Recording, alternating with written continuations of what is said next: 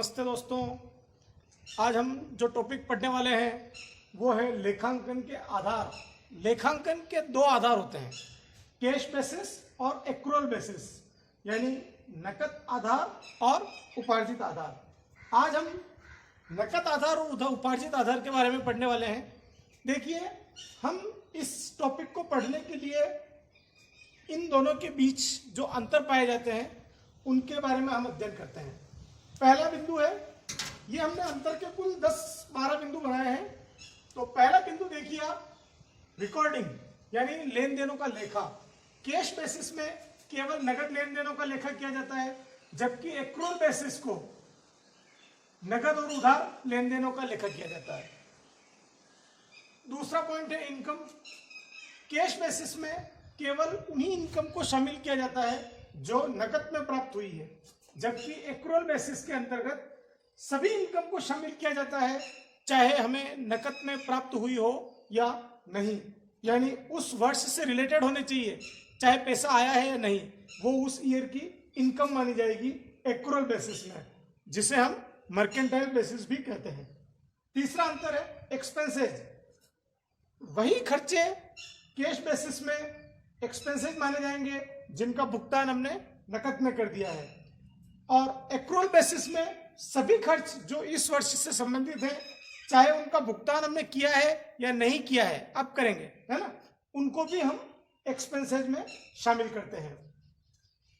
अब आपने देखा होगा कि जब हम सभी खर्चों और इनकम को एक्रूअल बेसिस के अंतर्गत शामिल कर लेते हैं, तो निश्चित रूप से इसका अर्थ यह हुआ कि रिप्रेजेंटेटिव पर्सनल अकाउंट का एक्रूअल बेसिस में इंपॉर्टेंट रोल होता है। रिप्रेजेंटेटिव पर्सनल अकाउंट के बारे में हम क्लासिफिकेशन ऑफ अकाउंट्स वाले वीडियो में पढ़ चुके हैं। रिप्रेजेंटेटिव पर्सनल अकाउंट के अंतर्गत मुख्य रूप से 4 प्रकार के खाते होते हैं: prepaid expenses, outstanding expenses, accrued income और अनअर्न्ड इनकम। तो ये चारों ही अकाउंट का रोल एक्रूअल बेसिस के अंतर्गत होता है, जबकि कैश बेसिस में इनका कोई रोल नहीं होता है, क्योंकि कोई बकाया वाली बात ही नहीं होती है, इसलिए। नेक्स्ट, कैपिटल और रेवेन्यू आइटम्स। तो कैश बेसिस ऑफ अकाउंटिंग के अंतर्गत यह ध्यान नहीं रखा जाता है कि कौन सा आइटम कैपिटल है और कौन सा रेवेन्यू। अब कैपिटल आइटम और रेवेन्यू आइटम क्या होता है, इसके बारे में हम विस्तृत अध्ययन अंतिम खाते पढ़ते समय करेंगे। अभी आप सिर्फ इतना समझ लीजिए कि यदि आपने व्यापार के दृष्टिकोण से माल खरीदा है बेचने के लिए, तो वो आपका रेवेन्यू आइटम है, जबकि अगर आपने बिजनेस के लिए फर्नीचर, कंप्यूटर, बिल्डिंग या किसी प्रकार की एसेट्स खरीदी है, तो वो कैपिटल आइटम्स है। नेक्स्ट, एक्रूअल बेसिस के अंतर्गत कैपिटल और रेवेन्यू आइटम्स में अंतर किया जाता है, ठीक है। और अगला है प्रॉफिट और लॉस, यानी कैश बेसिस में जो लाभ या हानि का निर्धारण होता है वो करेक्ट नहीं होता है, शुद्ध नहीं होता है, क्योंकि इनमें केवल नकद लेन देनों को ही शामिल किया जाता है, इसलिए। जबकि एक्रूअल बेसिस में सभी प्रकार के लेन देन शामिल किए जाने के कारण एक्रूअल बेसिस द्वारा जो लाभ ज्ञात होता है वो अपेक्षाकृत अधिक करेक्ट होता है।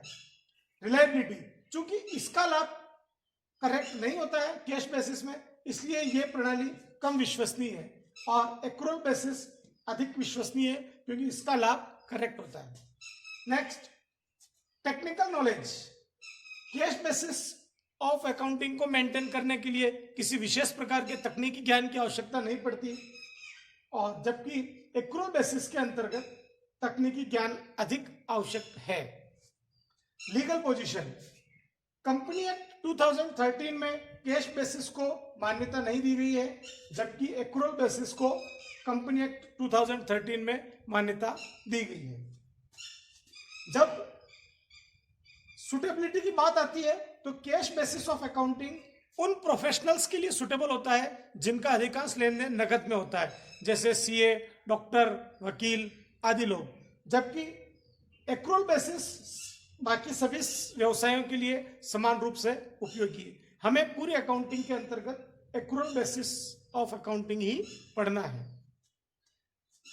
कैश बेसिस में प्रॉफिट या लॉस निर्धारण करने का फॉर्मूला होता है, जो टोटल इनफ्लो है कैश का, जो नगद में प्राप्त हुआ है, उसमें से टोटल आउटफ्लो ऑफ कैश को घटा देते हैं तो हमें प्रॉफिट ज्ञात हो जाता है।